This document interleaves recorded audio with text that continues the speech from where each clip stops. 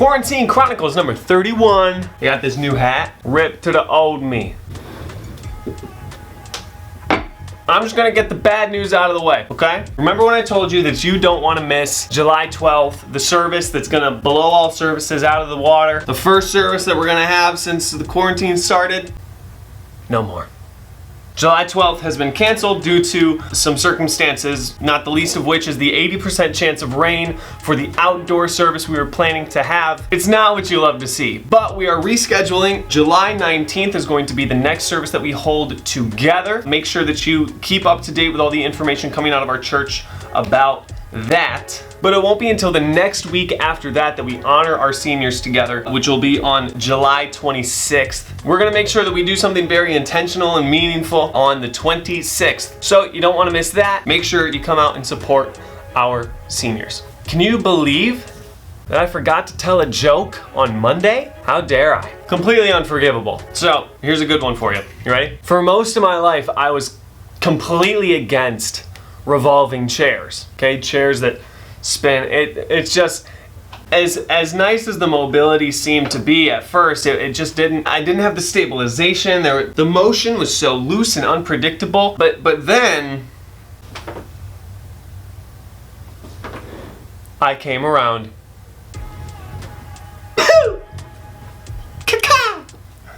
I've told worse. Anyway, whatever. We're just gonna go into the word and gloss over the part where my jokes were bad. We're gonna go into the book of Hebrews in the 11th chapter, commonly known as the Hall of Faith. This is a chapter that's centered around the idea of earth-shattering faith in the heroes of the Old Testament. And it goes on in chapter 12 to talk about the implications of the faith of our spiritual predecessors, right? And how having a great cloud of witnesses, let us lay aside every weight that ensnares us and the sins, and let us run with endurance the race that is set before us. It's kind of saying that the people of the Old Testament were not only role models, but today they are our cloud of witnesses. This is a cool passage, but I really want to look at Moses here. Moses gets the spotlight for a few verses here in Hebrews 11. So it goes like this. Hebrews chapter 11, starting in verse 23. By faith, Moses, when he was born, was hidden for 3 months by his parents because they saw that he was a beautiful child and they were not afraid of the king's command. And by faith, Moses, when he became of age,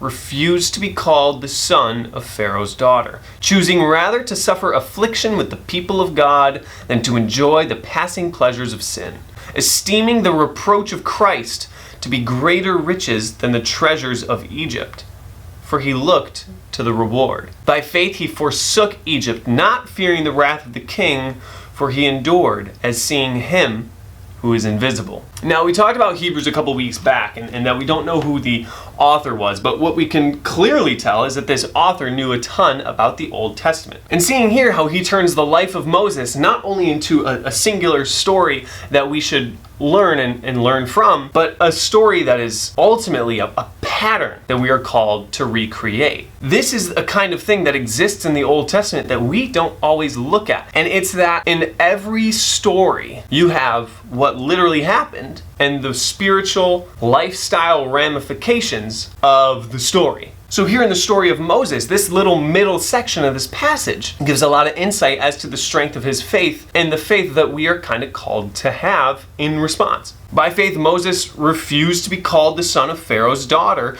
and chose rather to suffer affliction with the people of God than to enjoy the passing pleasures of sin. This is a choice that we have today, is do we want to identify with the people of God or do we want to enjoy the passing pleasures of sin? That's not something that's exclusive to Moses in the Exodus. That's something that's universal that we also experience today. These universal themes from the Old Testament are really highlighted here in Hebrews 11, but if you do your own study, you'll find your own universal lessons. There are universal lessons to be found in the story of David and Goliath, that there is no obstacle too big that God cannot power us through. Or the story of Gideon in the book of Judges, where God takes this mild-mannered person to do something completely out of their comfort zone with way less resources than they thought they would need, because God is going to be the victory, not Gideon. And in your life, God is going to be the victory in all the challenges that you face, not you. And in every situation, you would rather that God be your victory than that you be your victory. That's the story of Gideon, and that's the universal lesson that's found from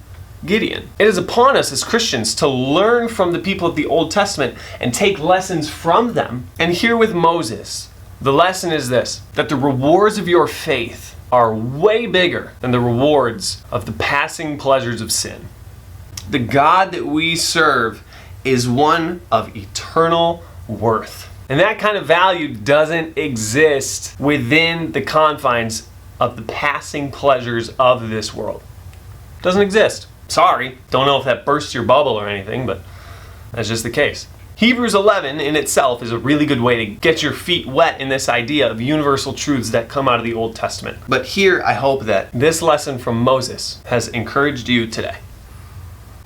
Coming up, the Senior Spotlight continues as we highlight 2 more graduates today. Because for those of you who don't know, we usually do senior graduate videos where they say where they're going to go to college, what they're going to do when they get there. But here, we're going to ask the real questions. So please enjoy this Senior Spotlight with our graduates, Ben and West Virginia's very own Zach. Big man, how's it going, brother? Very good, Tom. How are you? Here's what we're gonna do today. Now, you made a graduation video that will be played at a later date for the people of Open Door to see what you're planning to do, where you're gonna do it. But here, we're going to ask the real questions, the heavy-hitting questions. Are you ready? Yeah. All right, Ben, here we go. You can travel anywhere in the world. Cost is not a factor. You leave next week. Where are you gonna go? Man, I would have said Hawaii, but anywhere. Anywhere. Yeah, I guess Hawaii is one place I would want to go. Hawaii's been a popular answer, and I can't blame it. What is it about Hawaii for you? The weather, the views, the ocean. Love it. Zach Wiseman, in the flesh. How are you, brother? I'm good. How are you? I'm doing all right, man. You can travel anywhere. Where do you go? Oh. I don't know. Probably somewhere like Greece or the middle of nowhere in Russia. Those could not be more different. Yeah. So I understand Greece, all right? History, culture, Oh, yeah, beautiful for sure. climate, Mediterranean. What is so appealing about Badlands, Russia? It's in the middle of nowhere. There's no people. Wow. My extroverted self is exploding on the inside. Just thinking about that. I've kind of been enjoying the quarantine with the lack of people out and about. I get to have free reign. I could not understand you less right now, man. That's wild. But hey, I like it. I can get behind. If you're happy, I'm happy. All right, here's number 2. You have 1 wish. You cannot ask for more wishes. What do you ask for? Happiness. Wow. You just got philosophical there. Well, if you're happy, you don't need anything else. That's a good point. That's a good point. What is it that you wish for? Is there a cat? True. Oh, you're petting it with the foot. 1 wish. I'm hearing those cats plain as day right Yeah. now. 1 wish. 1 wish. Wow. I guess I don't really think about what I could wish for. Like a family of my own, just like my parents said. Oh, that's a pretty good wish. Number 3. You wake up tomorrow and you are magically incredible at 1 skill. What skill or talent would you want that to be? It's not like invisibility, right? So like something. Correct, right. The thing that people can actually do, you're just suddenly like a master. Wow. I don't know. Never thought about it. Maybe like math or engineering. Just like an Einstein level engineer. I think that'd be crazy cool. That could go a long way for you. Yeah, you can go a lot of different routes with that. You can get your name in some history books. An incredible engineer. Finance whiz, maybe. I think the frustrating thing about being like a financial genius would be learning just how much has to do with luck. You know what I mean? And being like, all right, well now I know everything, but now I just need to get lucky. Well, now I'm just, I feel like that would actually be frustrating. So I would go with engineering if I were you. That's a really good idea. Master of Engineering. One of the great engineers of our time. What do you want that one thing to be? My career. Your career, so welding, right? Yeah. Just for an update for the folks at home, you are pursuing a career as a welder in West Virginia. Yeah. The tri-state area down here. So Virginia, West Virginia, Maryland. Oh, nice. So welding, you can just be incredible at it, and that knocks out like 7 birds with 1 stone for you for the next like 25 years. That's a good call. I would have done something stupid like like mandolin or something. That'd be pretty cool though. Yeah, it's certainly not as useful as welding though. Certainly not as useful. All right, here's number 4. When you were 10 years old, what did you want to be when you grew up? I want to be a Marine. A Marine. Yeah. What stopped you? A little bit of reality. A little bit of reality. I wouldn't want to live that lifestyle. I respect Not anymore anyway. I certainly am not cut out for all that. I don't know if that comes as a surprise to you based on everything about me, but I would not excel in that environment. I don't know if I want to say my actual answer. Uh-oh. I don't know how old I was. There was a couple things that I wanted to be. One Okay. was a mirror washer, and the other was a trash collector. Wow. You dreamed real high, Ben. I really did. I shot for the stars. Honestly, I don't remember any other aspirations. Man, that's kind of embarrassing. Ben, you've come a long way. I think I was really little, like maybe like 5 when I said mirror washer, but trash collecting, I was probably 7 to 10, somewhere in there. That's kind of crazy, man. I respect it though, man. I don't know what I used to want to be. I still don't know what I want to be. I'm going for accounting, but I don't know if I want trash collector to be my 10-year-old dream job. Listen, man, you have exceeded your 10-year-old expectations, I think. I think we can say that. All right, Ben, here we go. We're going to go into the lightning round here. We're going to ask the real important questions. Lightning round starts now. Are you ready? Mm-hmm. Number 1, what's your favorite color? Blue. Blue? Any kind of blue? Like a specific shade of blue? We're talking royal blue or are we talking navy? We're talking royal blue. Got it. Yeah. What was I just looking at? It's a water suit. Oh, okay. All right, so royal blue. Question number 2. What's your favorite food? That's a tough one too. Was it that pizza you were eating before? Pizza, honestly, you can't go wrong with pizza. What's the best pizza? Give me like 1 to 2 toppings, or maybe 3 if you're crazy. New York style sausage. Nice. That real thin crust with you could fold it up. Yep. Yep. What song was most recently stuck in your head? Oh man, you're really lucky. The most recent song that I had stuck in my head was "Party in the USA." Miley Cyrus? Cyrus, yep. Listen, I won't judge you because that song is sneaky contagious to the brain. It just, you hear it once and it's there for a week. That's pretty good, man. That's pretty funny. What's your favorite flavor ice cream? Grasshopper pie. It's mint chocolate chip with brownie bits in it. I've never had that before. Yeah, it's really good. Wow. So it's just mint chocolate chip, but it has little brownie bits in it, which makes it just like... Oh yeah, I'm all about ice cream with stuff in it. Like, I'm a huge Panda Paws guy. Like, Panda Paws is, for me, the top tier because it's got all the stuff in there. All right, Ben, last but not least, what is your favorite time of year? Thanksgiving. Thanksgiving. Why is that? Of course, food. Food? Lots of food always around for like a week.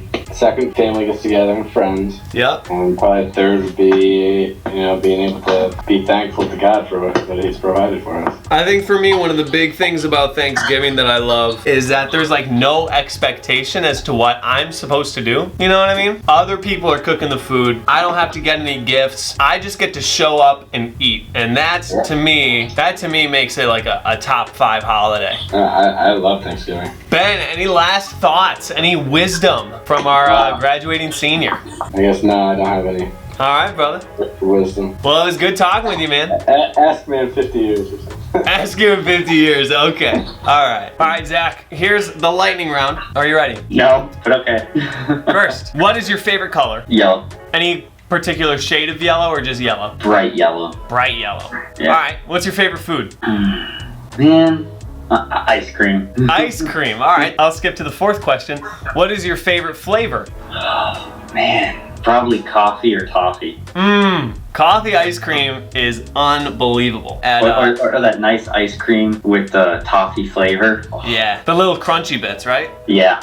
I love ice cream with stuff in it. Yeah. Really important to me. What song was most recently stuck in your head? Oh man, a random song from Sound of Music. Sound of Music. Look at you, brother. I was totally expecting something from like Rush. I was expecting you to be like YYZ. Nah, the random song from Sound of Music. Look at you, man. All right, last one of the lightning round. What is your favorite time of year?